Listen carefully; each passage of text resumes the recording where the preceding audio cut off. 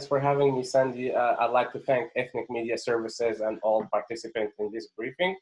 I'm very honored for participating in this panel discussion. And before I get started, let me introduce myself. My name is Chakib Ayadi, a community leader slash activist, executive board member, and founder of Tunisian American Foundation. And I like to speak about my own particular community and our special organizing work.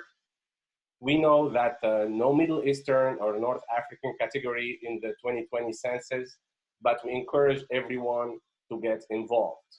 As we all know, that the Census Bureau is responsible for the process, but as a community leader, with the help of my fellow Tunisian friends here in the Bay Area and in San Francisco especially, we are trying to educate people about the importance of this census and encouraging them to participate. And we try to help spread the word via text messages and send reminders via Facebook groups and pages, as well as trying to get people to contact their friends and family to participate.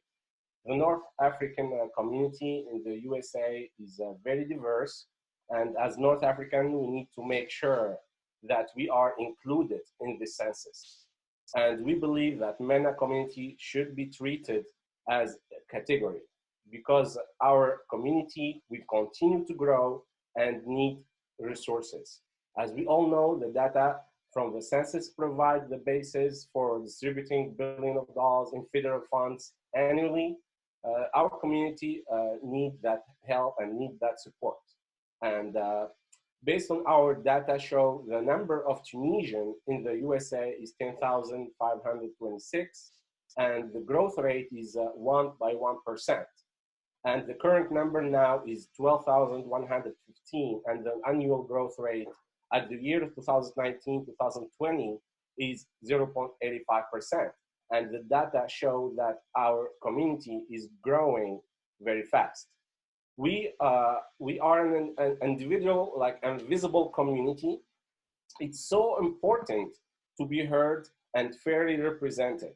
The government officials need to see us because we all need to be counted and categorized.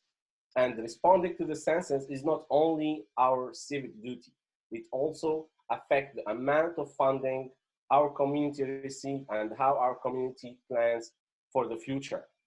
As a community, we don't have outreach due to limited funding, as we still setting up our groups and organizing them with our own effort and budget.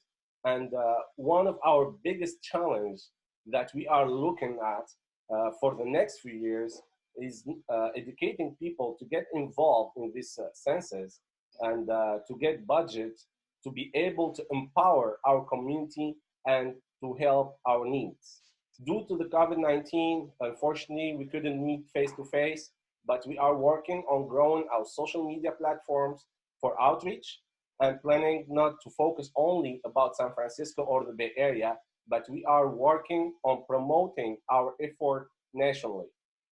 The other challenge that we have is to build trust among our community and to help all of us to get together and get involved in this census so we could achieve more and to make sure we could help elevate our community. The other challenge we have is to get resources to help us to get the data within our community and be able to see into details so we could state the problems of our community as a whole. We pay our taxes and we need the resources to be able to elevate our community. And we need to ensure that we get our fair share of the federal resources by encouraging the full participation of everyone in the 2020 census, even we are not categorized.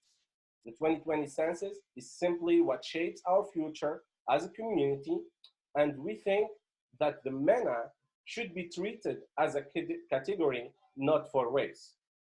At the end, thank you very much, Sandy, and thanks for your time and for everyone listening. You did